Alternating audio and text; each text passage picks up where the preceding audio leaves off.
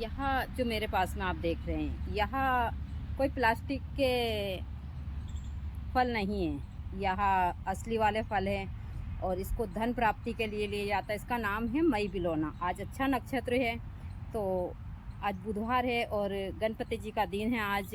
और आज मैंने लिया है यहाँ कुछ विशेष क्रिया के लिए, तो इसको लक्ष्मी का प्रतीक माना जाता है। और मैं इसी प्रकार से आप लोगों को वनस्पति की जानकारियाँ देती रहती हूँ।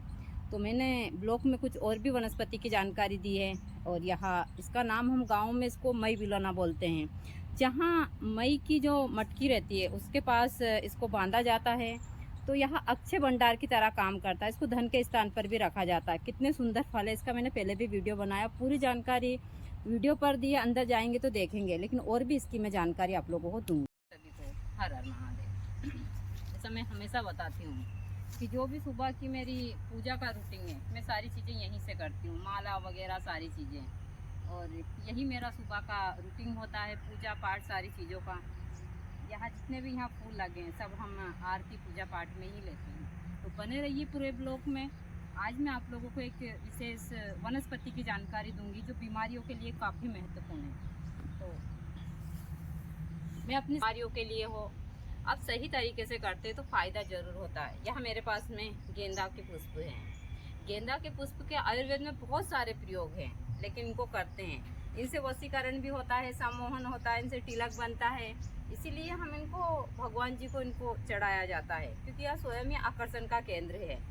और मैं हमेशा आप लोगों को जड़ी बूटी वनस्पतियों की जानकारियाँ देती ही रहती हूँ, चाहे मुझसे जितनी बने मैं जानकारी देती हूँ और सही चीज़ों की ही जानकारी देती हूँ। यह चीज़ें मैं सभी को हमेशा बताती हूँ कि मेरे वीडियो में आपको कहीं भी ऐसी जानकारियाँ नहीं मिलेगी जिसके कारण आपको बाद में कोई भ्रम हो। आप इन चीज़ों को फॉलो करते हैं तो ज़रूर फ़ायदा होता है इनमें। तो पूरे ब्लॉग में बने रहिए। आज मैं एक विशेष वनस्पति को आप लोगों को दिखाने जा रही हूँ। इसको आप देखकर और अच्छे से पहचान कर अब बहुत सारे क्षेत्रों में इसको काम ले सकते हैं। उल्टी, दस्त, यहाँ तक कि सफ़ेद दाग के लिए भी आप इस वनस्पति को ले सकते हैं। तो आइए मैं आप लोगों को दिखा देती हूँ वह वनस्पति। चलिए मेरे साथ वनस्पति को देखिए और देखने के साथ में इसका प्रयोग कर ज़रूर देखिएगा। बहुत आसान और बहुत सरल है, इससे कोई साइड इफ़ेक्ट नहीं है। और यह चीज़ें मैं हमेशा बताती रहती हूँ। अभी जैसा मैं हमेशा सभी को बोलती हूँ कि मेरा दैनिक कार्य है माता रानी के लिए सुबह की पूजा का। अभी मैं पूजा के लिए लाई हूँ फूल और मैं बना रही हूँ माता रानी के लिए माला। मैं गुरुदेव के लिए, भोलेनाथ के लिए और माता रानी के लिए आरती से पहला माला बनाती हूँ। दूसरा, आज मैं आप लोगों को एक विशेष वनस्पति बताने जाऊँगी जिसका नाम है बापची। बापची बहुत सारे रोगों में चमत्कारी प्रभाव दिखाती है। तंत्र में उसके बहुत सारे प्रयोग हैं, लेकिन आयुर्वेद में भी उसके बहुत सारे हैं जो बहुत सारे रोगों में, जैसे कि कुष्ठ रोग वगैरह के लिए। तो पूरे ब्लॉग में बने रहिए, विस्तार से देखिए। मैंने छोटी छोटी सी जानकारी अपने आश्रम की भी दी है और मैं आप लोगों को वहाँ वनस्पति का पौधा दिखाऊंगी, उसको दिखाऊंगी। और बापची किस प्रकार की होती है, मुँह की बदबू के लिए, शरीर के इन्फेक्शन के लिए वह रामबाण का काम करती है। तो पूरे ब्लॉग में बने रहिए, विस्तार से देखिए। देखने के बाद में आप उस वनस्पति को ले सकते हो, उससे कोई नुकसान नहीं है। तो मैं वही जानकारियाँ देती हूँ जो आप लोग आसानी से ले सकें। तो पूरे ब्लॉग में बने रहिए, देखिए और देखने के बाद में इन वनस्पतियों की पहचान कीजिए और इनका प्रयोग कीजिए अपने दैनिक जीवन। यहाँ आज के माता रानी के दर्शन और बाबा भोलेनाथ के भी। यहाँ बाबा भोलेनाथ हैं, माता रानी। यहाँ सुबह और संध्या की आरती इसी प्रकार होती है हवन पूजन के बाद में। तो यह आज के भगवती के दर्शन। जैसा मैं हमेशा बताती हूँ कि भगवती के साधक कभी भी हार नहीं मानते हैं। कठिन परिस्थिति उनके जीवन में आती है, लेकिन माँ उनको स्वतः ही ठीक कर देती है। क्योंकि यहाँ मैंने जीवन से बहुत अच्छे से सीखा है, मेरे खुद के जीवन से। मेरे जीवन में गुरु जी के जाने के बाद बहुत सारी परेशानियाँ आई, लेकिन भगवती का आशीर्वाद था तो आज मैं अपना आश्रम अच्छे से चला रही हूँ, किसी के आगे हाथ नहीं फैला रही हूँ। वरना जिस स्थिति में गुरुजी हमको छोड़कर गए थे, शायद भगवती का सहारा नहीं होता तो आज मैं पता नहीं कहाँ होती, यह बोल सकती हूँ। लेकिन भगवती का बहुत आशीर्वाद है, बहुत कृपा है उनकी मेरे ऊपर, आश्रम पर, और गुरुदेव का आशीर्वाद है। तो आज मेरा आश्रम अच्छे से चल रहा है। मुझे किसी के आगे हाथ फैलाने की आवश्यकता नहीं है और 4 लोगों की मैं खुद मदद कर सकती हूँ और करती भी हूँ, ऐसा नहीं है। यहाँ सारी चीज़ें मुझे भगवती ने दी है और मेरी सारी चीज़ें। मंदिर में आरती के बाद मैं गुरुजी के पास आरती करती हूँ और यहाँ मेरा रूटीन 2-3 साल से चल रहा है। यह हमारे यहाँ का सुबह का दृश्य जो बहुत ही सुंदर है। अभी मैं आरती पूजन से ही फ्री हुई हूँ। गुरुजी यानी कि मेरे पति महाराज, यह चीज़ें मैं सभी को हमेशा बताती भी रहती हूँ। तो गुरुदेव है, इधर बाबा कुछ काम कर रहा है और यह हमारे यहाँ का सुबह का दृश्य है। आज मैं आप लोगों को जिस वनस्पति की जानकारी देने जा रही हूँ वह है बापची। बापची बहुत सारे रोग में चमत्कारी प्रभाव दिखाती है। आयुर्वेद के क्षेत्र में बापची जितने भी चर्म रोग हैं, चर्म रोग के लिए रामबाण का काम करती है। कुष्ठ रोग के लिए यदि किसी को कुष्ठ रोग है तो वैद्य की सलाह से आप बापची लेते हैं तो 6-7 महीना के प्रयोग से जो कुष्ठ रोग है वह हमेशा के लिए ख़त्म हो सकता है।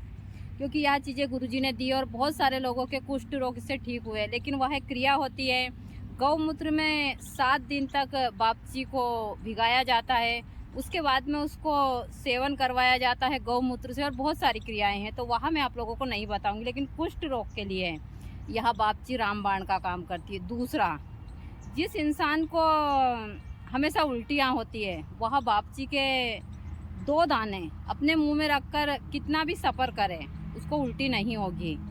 जिनको मुंह में से बदबू आती है वह लोग यदि बापची का सेवन करते हैं तो यह चमत्कारी प्रभाव दिखाती है। मैं अच्छे से पौधा दिखा देती हूँ, इसके फूल भी है और फल भी है। बापची हवन में काम आती है। हवन में ज़्यादातर बापची के बीज डलते हैं, इसका पंचांग डलता है। तो यही है बापची। एक छोटा सा बापची का बगीचा है, इसको बापूची कहते हैं, बापची कहते हैं। सब अपने अपने क्षेत्र में अपने अपने स्तर के नाम हैं। मैं आप लोगों को सिर्फ इन वनस्पतियों के अच्छे से पौधे दिखाती हूँ, इनकी जो नुकसान नहीं करती है वह जानकारी देती हूँ। तो आप इनको मुंह की बदबू के लिए इसको ले सकते हैं, आप इसका एक दाना उल्टी के लिए ले सकते हैं। इसको दूसरे बहुत सारी चीज़ों में, जिन महिलाओं को गर्भ रहता है वह महिला भी इसको ले सकती है। लेकिन एक दाना, और इसमें इतनी ज़बरदस्त क्षमता है कि यहाँ 4 से 5 महीने के गर्भ को स्वतः ही 3 दिन के अंदर गिरा देती है। यह बड़ी इसमें चमत्कारी वाह है।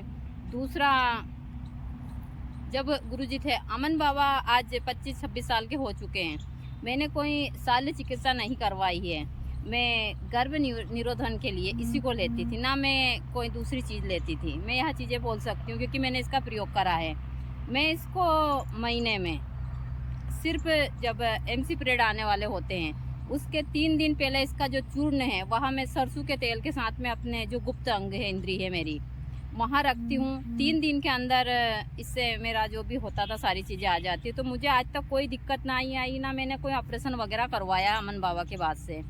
और अब तो मुझे इस चीज़ की ज़रूरत नहीं, क्योंकि अब तो मेरे जो पीरियड टाइम है सब कुछ जा चुके हैं गुरुजी के बाद से।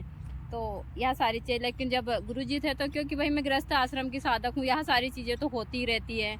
जब पति पत्नी है सारी चीज़ें, तो मुझे अब जानकारी सभी लोगों को ज़रूर बतानी चाहिए। तो यह चीज़ें इसमें चमत्कारी प्रभाव दिखाती है। यदि सही तरीके से लेते हैं तो जो महिलाएं ऑपरेशन वगैरह करवाती है या फिर गर्भ निरोधन के लिए गोलियां लेती है, माला डी वगैरह जो भी, या निरोध का इस्तेमाल करती, वह नहीं करना पड़ता है इसके सेवन से।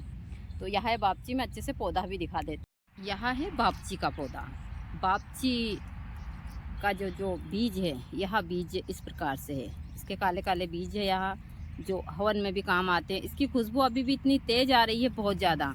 और यहाँ काफ़ी मात्रा में बापची। अभी मैं थोड़े दिन के बाद इसको काटूंगी भी सही और इसका जो सारी चीज़ें बनाऊंगी। तो यही है बापची जो बहुत सारे रोगों में चमत्कारी प्रभाव दिखाती है। यहाँ एकदम गुलाबी कलर के इसके बापची के पुष्प हैं और यहाँ पर इसके फल हैं। तो इसी को बोलते हैं बापची। इसके साथ साथ और भी वनस्पतियाँ हैं, तो बापची इसी प्रकार की होती है। तो आप लोग इन वनस्पतियों